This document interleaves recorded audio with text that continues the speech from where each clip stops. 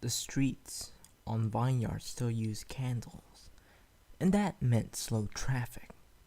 No pony was willing to move too fast in the gloom between the lamps. It was just one of those old habits that folks still clung to, something that reminded them of when the sun shone, and the moon wasn't staring down on them all the time. No pony had any illusions, though. The day would be long and dark, like it always was. Manehattan shuffled on.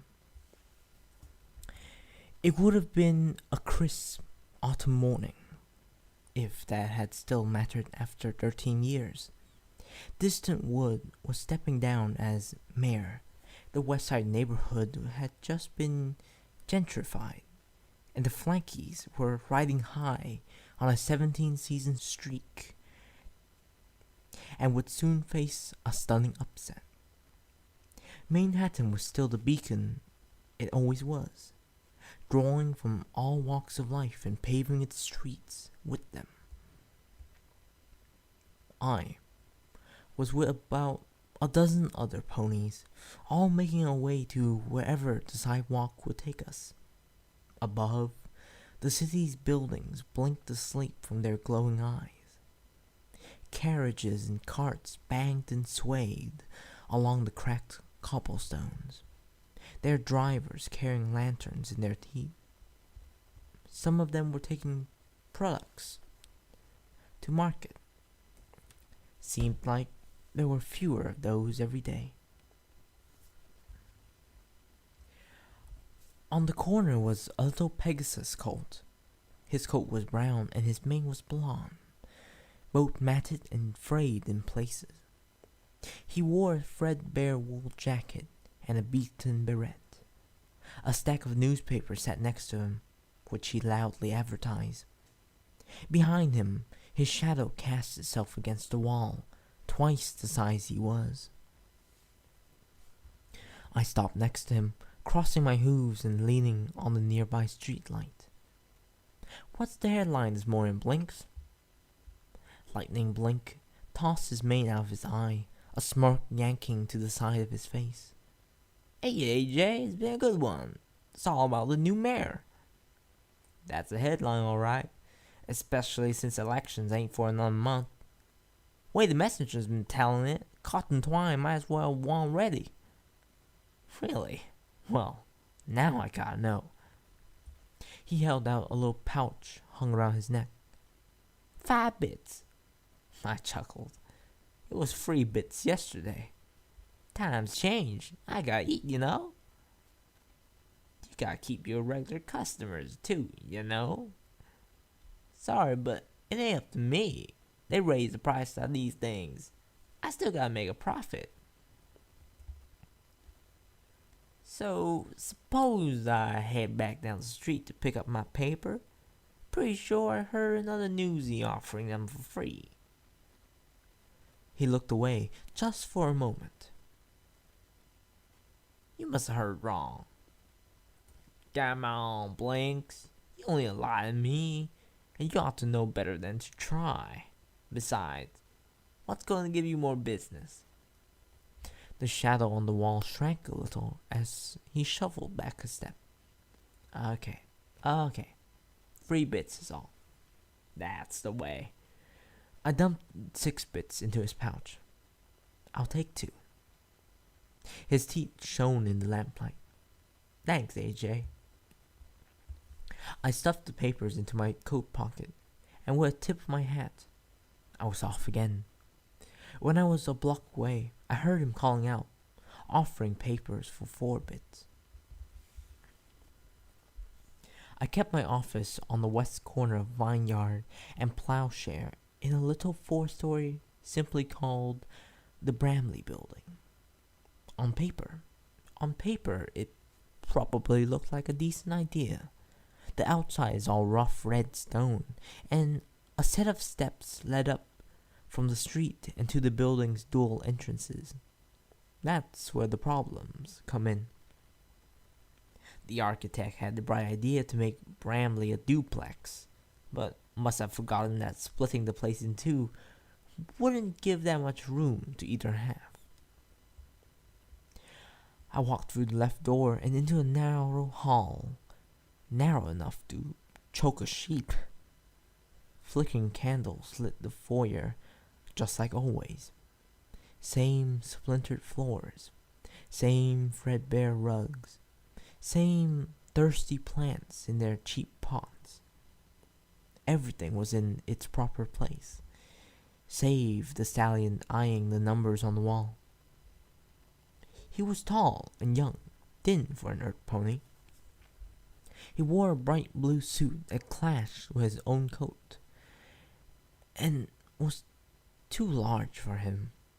His eyes, half hidden beneath his tangled brown bangs, had the squinting look of some pony who had never quite gotten used to the night. They darted over the names on the wall like birds after seed. On his flank was a trio of green acorns, still attached to their bow. I strode up to him and, as casually as possible, "You look lost, friend." He jumped up as though one of those potted plants had spoken. Excuse me?" His voice was a mild squeak, like a rusted water pump. "Who are you looking for?" Applejack, the private investigator." He smiled shakily. "I must be in the wrong building, though. I can't seem to find him anywhere." I stole a glance at the board and chuckled. "That's 'cause she's not on there. She and the landlord. Well, this is his way of saying pay the rent." Apparently, he had gotten hung up on the first part. "You said she?" "Yeah, Applejack's a mare. Ornery, too. Not the type you small talk with." "I see," he said blindly. "Does she still work here?" "Yep, her office is on the third floor. Come on, I'll show you." He looked as though I had just offered to fly him there. "Well, thank you kindly, miss." We started up the stairs, and they creaked an uninteresting tune at our passing. As we reached the first landing, he added some lyrics to the melody. "So, I didn't quite catch your name, miss." "I didn't quite catch yours either." "Oh, my name's Oaks. Red Oak." "You're not from around here, are you, Mr. Oak?" "No, I'm not." "Figured as much. No pony in the city tries to do business before 8. "Does that include Applejack?" "Oh, you betcha. Heck, he usually doesn't show up till at least noon." "Why so late?" "Must be hard crawling out of a cider bottle every morning." "She drinks?" "By the distillery. Smokes like a chimney, too." "I see." "Don't pay any mind. She's a private eye. Kinda comes with the territory." We reached the third floor and made our way to the very rear of the building. At the end of the hall, a lone window cast a patch of orange onto the frosted glass of the door marked 315. Just below that, in flaking black paint, were the words, "Applejack, Investigations." Directly across it was a bench that only looked more uncomfortable the closer you got. "That bench for our clients. Go ahead and sell in if you want to wait." He did so. "Thank you again, miss." "Don't mention it." Without another word, I strode up the door, unlocked it, and stepped through. I shut it again without even looking back. First impressions are everything. Tossing the newspapers onto my desk, I got to work quickly, adjusted the blinds so they striped the place just right, pulled a half-drunk bottle of cider from my drawer and set it in plain sight, tossed my coat across the back of my chair, and settled in, kicking my legs up, making sure my hat was set at the perfect angle. I folded my forehooves behind my head and waited. "Well, you come in or not?" I called. He opened the door with all the ferocity of a stray breeze. "Do you play games with all your prospective clients?" he said. "Just the ones who look like they can take it. Want a drink?" I waved away the look he was giving me. No, it's soft cider. I don't go in for that sort of thing." "No, thank you. I'm still debating whether or not I should leave." "You opened the door. Might as well have a seat on this side of it." I motioned to the chair across the desk. He sighed the way sewer workers do when they clock in, but he took a seat nonetheless. "Let's start again." I held out a hoof. "How do you do, Mr. Oak? Pleasure making your acquaintance. I'm Applejack." "Charmed," he said flatly, giving my hoof one quick shake. "So, what can I do you for?" "First, can we drop the act, please?" "Act?" "Yeah, the tough male act you're pulling on here. I've seen movies too, you know."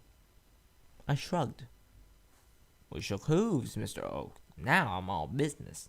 No games, no lies, no nothing. You've got my word on that." "Forgive me if I think you're still not being truthful." I stared at him for a moment. "Mr. Oak, let's take a look around you. We ain't sitting in a fancy office with a secretary and a big front door and a dozen city councilors paying for it all. You can't just make money at this trade if you're honest." I spread my hooves wide. "But honest is what I am. What you see here is what you get. One mare, her wits, and her rough skin. Is that good enough?" He took a deep breath, letting it all out slowly. "It'll have to be. I'm trying to find some pony." 40 bits a day, plus expenses." Oh, I'm sorry?" "That's my going rate for a location job. You won't find any cheaper." I smirked. "And that is the honest truth." "Right." He stretched the words out as though testing its strength. "Anyway, I'm trying to find some pony. My fiancé, in fact." I swung my hooves down, taking out a notepad. "All right," I said around the pencil. "Let's take this from the top. Who are you, Mr. Oak? What's your story?" He looked away for a moment before answering. "Well, you had me pegged earlier. I'm from a little town called Budding Springs, east of Canterlot. My family owned a plantation there for generations." "Just out of curiosity, what do you grow there?" "Ground crops mostly. Potatoes, carrots, things like that." "Nights can't be doing you any favors." "We're doing well enough, as well as any pony in this day and age." My sympathies." He smiled, as though he had heard that one too many times already. "Thank you. We're one of the last holdouts. We still make do with the government fertilizers, but we're pretty much the only one left who can afford them." He shook his head. Enough about my problems. This is about sugar beets." "That's your fiancé?" "Yes, sir." "Details. Race, hair, eyes." "They're plenty. Like me. Magnetic coat, dark rose mane, green eyes." "What's her key mark?" "Same as her name." Quaint. Jotting it all down, I motioned for him to continue. "We were engaged about 6 months ago. We've been planning on moving to the city for a while now. Sugar had gotten a job with the golden carrots. They're an accounting firm, you see. She's always been good with numbers. She's been sending me letters every week." "Do you have those letters?" "Right here." He reached into his coat and produced a bunch of envelopes. I took one of them and examined the handwriting. Cute. Flowing. The sort of style one would expect from a unicorn. For an earth pony, it would take a lot of practice. The return address read 167 Brookmere Lane, apartment 23. I assume you've gone to this place? Yes, there was no answer when I knocked. I knocked quite a bit. Did you talk to the landlord? Well, she was very useful. You did go into the place, though. No, the landlady wouldn't let me in. She seemed to think I was suspicious. I hid my smirk by looking at the envelope again. The last of these is dated nearly a month ago. Yes, when she went a week without sending a letter, I didn't think anything of it. But the second I started to wonder.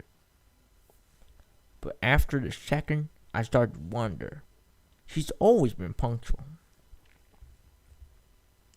Any ideas why she missed her due date? A lot. She might have been kidnapped. She might have been hurt.